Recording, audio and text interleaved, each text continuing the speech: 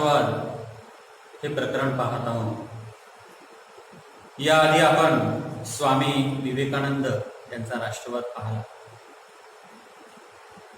आज मित्रांनो आपण एक स्वातंत्र्यवीर यांचा राष्ट्रवाद पाहणार आहोत आणि त्या स्वातंत्र्यवीराचं नाव आहे विनायक दामोदर सावरकर। हे असं एक नाव आहे स्वातंत्र्य आंदोलनातील की त्यांचं कार्य पाहून, स्वातंत्र्याविषयीचं त्यांचं कार्य पाहून आणि त्यांचे विचार पाहून देशाविषयीचं रक्त जर कळवत असेल तर ते स्वातंत्र्यवीर सावरकर यांच्या विचारात राष्ट्रभक्ती म्हणजे काय, देशप्रेम म्हणजे काय, हे सगळं जर आपल्याला जवळून अभ्यासायचं असेल, पाहायचं असेल तर जरूर विनायक दामोदर सावरकर यांचा राष्ट्रवाद आपण अभ्यासला पाहिजे।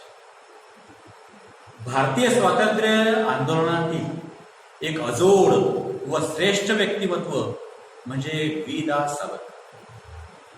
18 मे 1883 रोजी त्यांचा नाशिक शहराच्या जवळील घुगुर या खेडेगावात जन्म झाला। बालपणातच स्वातंत्र्य प्राप्ती करता प्राण देण्याची शपथ त्यांनी घेतली। देशासाठी मृत्यू पत्करा, स्वशासन प्राप्त करा हा नारा त्यावेळेला त्यांनी दिला होता। अभिनव भारत ही संघटना या तरुणांच्या माध्यमातून त्यांनी स्थापन केली। मातृभूमीच्या स्वातंत्र्याकरता शस्त्र गोळा करा आणि ते आपल्या शत्रूच्या विरोधात वापरा, अशा प्रकारचं ध्येय या अभिनव भारत या संघटनेचं होतं।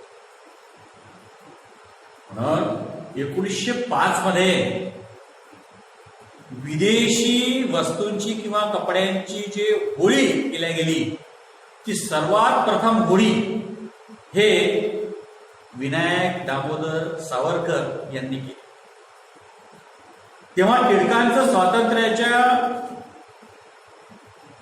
बद्दल जे आंदोलन भारतामध्ये चालू होतं तर त्या आंदोलनानेच सावरकर हे प्रेरित झाले। टिळकांनी देखील सावरकरांचं नाव ऐकलं होतं आणि अशा प्रकारचा हा धडाडीचा स्वातंत्र्यवीर आपल्या स्वातंत्र्य लढ्यामध्ये चांगल्या प्रकारचं योगदान देऊ शकतो ही कल्पना टिळकांना आली होती। म्हणून अशा प्रकारचं ठरवलं गेलं की विदेशी वस्तूंचा किंवा कपड्यांचा आता त्याग करायचा, होळी करायची। तर हे होळीचं नेतृत्व, हे सगळं जाणण्याचं नेतृत्व हे सावरकरांनी स्वीकारलं होतं आणि ते होळी पाहण्याकरता स्वतः टिळक त्या ठिकाणी आले होते मित्रांनो। आणि ते जेव्हा चित्र टिळकांनी पाहिलं, जो आत्मविश्वास सावरकरांमध्ये पाहिला, तेव्हा टिळकांनी एक आपला सोबती मिळाला अशा प्रकारचं मत व्यक्त केलं आणि आता स्वातंत्र्य लढ्यामध्ये दुसरा युद्ध देखील आपल्याला प्राप्त झाला अशा प्रकारचा विश्वास टिळकांना देखील त्या ठिकाणी वाटला। ते महाविद्यालयामध्ये शिकत होते त्यावेळेला आणि अशा प्रकारचं विदेशी वस्तूची होळी सावरकरांनी केली काही मित्रमंडळींच्या माध्यमातून। हे जेव्हा महाविद्यालयाच्या प्राचार्यांना कळलं तेव्हा सावरकरांना दंड ठोकवला गेला आणि तो दंड म्हणजे 10 रुपये होता त्यावेळेला। सावरकरांना किती रुपये दंड झाला? 10 रुपये, कारण विदेशी वस्तूंची त्याने होळी केली, कपड्यांची होळी केली। त्यानंतर ते उच्च शिक्षणासाठी लंडनला गेले। तेथे क्रांतिकारकांशी त्यांचा परिचय झाला आणि ते इंग्लंडमधून जेव्हा ब्रिटिशांचा संशय सावरकरांवर वाढू लागला तेव्हा इंग्लंडमध्ये राहणं काही आपलं आता योग्य नाही। ज्या काही पिस्तूल येत आहेत भारतामध्ये या इंग्लंडमधून येत आहे आणि कोणीतरी हे षडयंत्र करत आहे, यामध्ये कुठला तरी क्रांतिकारी आहे आणि तो क्रांतिकारी भारतीय असावा अशा प्रकारचा संशय हा ब्रिटिशांना आला होता। म्हणून सावरकरांवर त्यांची करडी नजर। म्हणून इंग्लंडमध्ये आता जास्त काळ राहणं काही योग्य नाही. आपल्याला या ठिकाणी चांगली कठोर शिक्षा होऊ शकते त्याचं भान त्यांना निश्चितच होतं. आणि जेव्हा ते समुद्राजवळ म्हणायचे आणि पाहायचे त्या समुद्राच्या पाण्याला, जेव्हा ते किनाऱ्यावर भेटण्यास स्पर्श करायचे, तेव्हा माझा स्पर्श भारताशी होत आहे अशा प्रकारचा त्यांना अनुभव व्हायचा. म्हणून हे सागरा प्राण माझा तळमळला हे जे गीत आहे ते त्यांच्यामधली तळमळ पाहून ते कवींनी त्या ठिकाणी गीत लिहिलं की हे मातृभूमीला माझा प्रणाम आहे आणि माझा प्राण या मातृभूमीला भेटण्यासाठी तळमळतो आहे. अशा प्रकारचं त्या ठिकाणी एक वर्णन, त्यांच्या भावनेचं वर्णन त्या ठिकाणी कवीने केलं. आता ह्या सगळा संघर्ष चालू असताना त्यांना जेव्हा वाटलं की आपण आता या ठिकाणी राहणं शक्य नाही, आपण आता निघून गेलो पाहिजे, म्हणून त्यांच्या मित्रासोबत एक योजना आखली. आणि जेव्हा या इंग्रजांचं जहाज निघालं, त्या जहाजामध्ये त्यांना कैदी म्हणून ठेवण्यात आलं होतं आणि ते जहाज प्रवासाला निघालं भारतामध्ये त्यांना आणण्याकरता. तेव्हा त्या जहाजामधून पळून जाण्याचा प्लॅन किंवा नियोजन त्यांनी केलं आणि ते नियोजन नुसार कार्य देखील झालं. त्यांनी जेव्हा समुद्रामध्ये, जेव्हा फ्रान्स जवळ आला तेव्हा त्यांनी समुद्रामध्ये उडी घेतली आणि पोहत पोहत समुद्रातून पोहत पोहत ते किनाऱ्याजवळ त्या ठिकाणी पोहोचले. परंतु त्यांचा जो मित्र होता क्रांतिकारी, तो त्या ठिकाणी येऊ शकला नाही वेळेवर, त्याला वेळ झाला पोहोचायला. तर फ्रान्सच्या सैनिकांनी त्यांना ताब्यात घेतलं आणि त्यांना अटक केली. म्हणजेच त्यांना 2 जन्मठेप या अटकेच्या माध्यमातून त्याला शिक्षा ठोठावली गेली आणि 2 जन्मठेप त्यांच्यावर शिक्षा सुनावली गेली आणि त्यांना अंदमानच्या तुरुंगामध्ये ठेवण्यात आलं. स्वातंत्र्य समर हा त्यांचा ग्रंथ जे आहे ते क्रांतिकारक ही होते, लेखकही होते, कवी देखील होते, त्याचबरोबर ते नाटककार देखील होते, ते उत्कृष्ट वक्ते देखील होते. 26 फेब्रुवारी 1966 रोजी त्यांचा मृत्यू झाला. मित्रांनो, असा धडाडीचा स्वातंत्र्यवीर पुन्हा होणे. तर यांची हिंदुत्वाची संकल्पना काय होती ती आपल्याला यामध्ये पाहायची की सावरकरांची हिंदुत्वाची जी संकल्पना त्यांच्या 1923 मध्ये प्रकाशित झालेल्या हिंदुत्व या प्रसिद्ध पुस्तकात सविस्तरपणे त्यांनी मांडलेली आहे. ती जर आपण पाहिली तर त्यांची या राष्ट्रवादासंबंधीची संकल्पना काय आहे ती सहज आपल्या लक्षात. तर हिंदू कोण, म्हणजे कोणाला हिंदू त्या ठिकाणी म्हणता येईल, तर त्यांनी एक श्लोकाच्या स्वरूपात हिंदूची परिभाषा त्यांनी केली की आज सिंधू सिंधू पर्यंत यस्य भारत भूमिका पितृभा पुण्यभूषच्च सचय हिंदू रीतिस्मृता.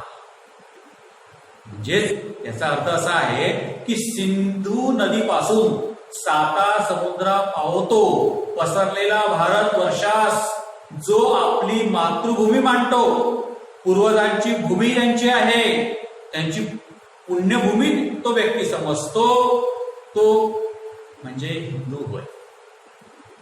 जे हिंदूची परिभाषा त्यांनी या माध्यमात.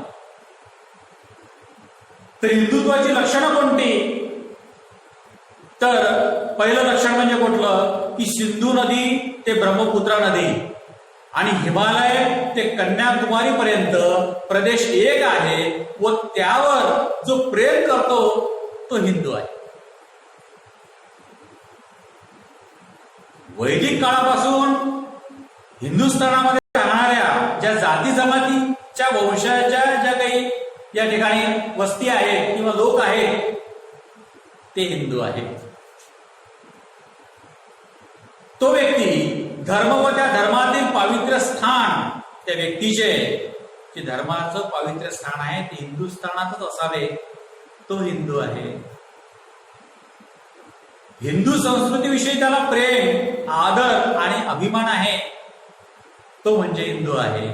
अशा प्रकारची त्यांनी एक कल्पना किंवा परिभाषा हिंदूची केली. आता हिंदू राष्ट्राची संकल्पना कशी? सावरकरांचे एक बळकट हिंदू राष्ट्र हे स्वप्न. त्यामुळे सावरकरांचे सर्व विचार हिंदू राष्ट्राभोवती अवतीभोवती फिरताना आपल्याला त्या ठिकाणी फिरणारे दिसतात. हिंदुत्वाची परिणती हिंदू राष्ट्रवादात झाल्यास हिंदूंना वेगळे करणारे अडथळे दूर होतात असं त्यांना वाटायचं. जैन, शीख, आर्य समाजी, बौद्ध यांचा समावेश हिंदू राष्ट्रामध्ये होतो. राष्ट्रीयत्वाच्या संकल्पनेत एका सलग भूप्रदेशात निवास करणाऱ्या लोकसंख्येशिवाय त्यांच्यात भाषा, सांस्कृतिक आणि जातीय आर्थिक एकता असण्याची गरज आहे. आणि असे जे आहे हे म्हणजेच काय? हिंदू राष्ट्रवाद आहे. त्यांनी पुढे असंही म्हटलेलं आहे की जर भारतीय नावाची कोणती गोष्ट अस्तित्वात नाही आणि पुढे ती राहणारही नाही, मग अस्तित्वात कुठली गोष्ट आहे? तर भारत नेहमी हिंदू राष्ट्र राहिले आहे आणि ते पुढेही राहणार. हिंदू, मुस्लिम, ख्रिश्चन एकत्र येऊन राष्ट्र निर्माण होऊ शकत नाही, कारण जातीय, धार्मिक व ऐतिहासिक दृष्ट्या त्यांच्यामध्ये समन्वयाचा काय अभाव आहे. म्हणून एक देश, एक संस्कृती, परंपरा व समान इतिहास हे ज्यांच्यामध्ये असतात आणि ते भारतामध्ये आहे, म्हणून हिंदूचे राष्ट्र आहे. म्हणून राष्ट्रवादाचा आधार हा हिंदू असायला पाहिजे असं त्यांचं स्पष्ट मत. म्हणून हिंदू राष्ट्रवादाची प्रतिक्रिया म्हणून भारतात मुस्लिम राष्ट्रवाद निर्माण झाला. मुस्लिम राष्ट्रवाद जो निर्माण झालेला आहे तो हिंदू संस्कृती व हिंदू जी सभ्यता आहे याचा आदर त्या ठिकाणी करत नाही, परंतु हिंदू संस्कृतीचा आणि हिंदू राष्ट्रवादाचा जो आहे तो हिंदू सभ्यता हे त्याच्या आधार विषय आहे. अशा प्रकारचं स्पष्ट मत सावरकरांचं आपल्याला या हिंदुत्व राष्ट्रवादामध्ये आपल्याला पाहायला, म्हणजे त्यांचा राष्ट्रवाद हा सर्वतोपरी हिंदुत्वावर आधारलेला. परंतु या राष्ट्रवादावर बरेचसे लोकांनी आक्षेप घेतले की बाबा पुण्यभूमी म्हणजे दीर्घकाळपर्यंत वास्तव्य असलं पाहिजे, परंतु अनेक असे लोक होऊन गेले की भारतासाठी त्यांनी प्राण देखील दिलेला आहे, खूप मोठं कार्य केलं आहे. त्यांची पुण्यभूमी जर त्या ठिकाणी भारत नसेल तर मग तो हिंदू नाही का हा प्रश्न निर्माण झाला. बऱ्याचशा लोकांचा हिंदुस्थानात जन्म झाला नाही, परंतु त्यांचं भारताविषयीचं फार मोठं कार्य आहे, मग ते हिंदुस्थानी नाही का किंवा हिंदू नाही का? ख्रिश्चन देखील भारतामध्ये आहेत पण त्यांची पुण्यभूमी या ठिकाणी नाही. परंतु आधुनिक लोकशाहीमध्ये धर्मनिरपेक्षता हे सर्वोच्च मूल्य आहे, मग त्याचा आदर राखायला नको का अशा प्रकारचे आक्षेप केले. परंतु सावरकरांना अस्पृश्यता असो, मंदिर प्रवेश असो, सामूहिक भोजन असो, हिंदू धर्मातील ज्या रूढी परंपरा आहे यावर त्यांनी जोरदार हल्ला केला. जी अस्पृश्यता या ठिकाणी पाळल्या जात होती त्याचा विरोध त्यांनी केला. मंदिर प्रवेश दिला जात होता अस्पृश्यतांना त्याचा त्यांनी विरोध केला की द्यायला पाहिजे, म्हणून ते सुधारक विचारवादाचे होते. म्हणून हिंदू धर्मातील ज्या जाचक रूढी परंपरा होता त्या परंपरा नको म्हणून त्याच्यावर देखील त्यांनी हल्ला चढवला होता. म्हणून सावरकरांचा जो राष्ट्रवाद आहे हिंदुत्वावर आधारलेला तो कुठल्याही धर्माला आणि जातीला त्या ठिकाणी भेदभाव करणारा नाही, परंतु त्या मातृभूमीवर प्रेम करणारा असला पाहिजे. त्या मातृभूमीची रक्षा करण्याकरता प्राण देण्याची तयारी त्याची असली पाहिजे, त्यालाच आपण हिंदू म्हणू शकतो. आणि याच आधारावर लोक जर एकत्र झाले तर हा राष्ट्रवाद या भारतवर्षाचं रक्षण करू शकेल, दीर्घायुष्य मिळू शकेल आणि भारतवर्ष हे बळकट राष्ट्र बनू शकेल. ही त्यांची हिंदुत्वाची ही संकल्पना आहे, हाच त्यांचा राष्ट्रवाद आहे. तर मित्रांनो, विनायक दामोदर सावरकर यांचा राष्ट्रवाद हा या ठिकाणी